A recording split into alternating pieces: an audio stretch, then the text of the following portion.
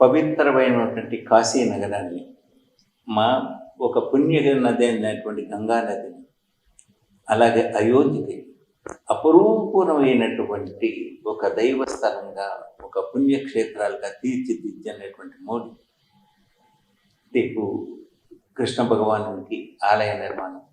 ఆ తర్వాత ఆంధ్రప్రదేశ్ వరకు వచ్చినట్టయితే పాదగయగా చెప్పదగినటువంటి పిఠాపురాన్ని ఆ స్థాయిలో అభివృద్ధి చేయబోతున్నారు. 500 కోట్లు మంజూరు చేసి అది ఒక సువర్ణమైనటువంటి దైవక్షేత్రంగా, దివ్యక్షేత్రంగా చేయబోతున్నారు. కృష్ణుడికి కుంతీదేవి ఆలయం ఉన్నటువంటి ఏకైక ప్రదేశం పిఠాపురం.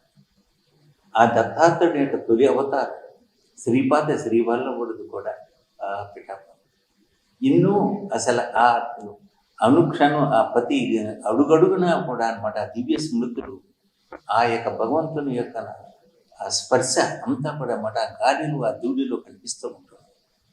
అటువంటి దివ్యక్షేత్రం నుంచి పవన్ కళ్యాణ్ పోటీ చేసిన సందర్భంగా మోడీ లాంటి ప్రధానమంత్రి స్థాయి వ్యక్తి అభినందనలు తెలియజేస్తూ ఆ క్షేత్రాన్ని ఏ విధంగా అభివృద్ధి చేయబోతున్నది, ఏ విధంగా ఆ క్షేత్రాన్ని దర్శించడం కోసం తాను ఎంత తగతగలాడుతుంది తెలియజేయటం మన అదృష్టం.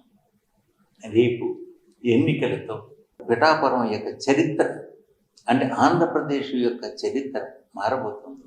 రైల్వే స్టేషన్లు కానీ, రోడ్లు కానీ, విమానయానాలు కానీ, అన్ని రవాణా సౌకర్యాలు ఒక టూరిస్ట్ స్పేస్గా డెవలప్ కాబోతుంది.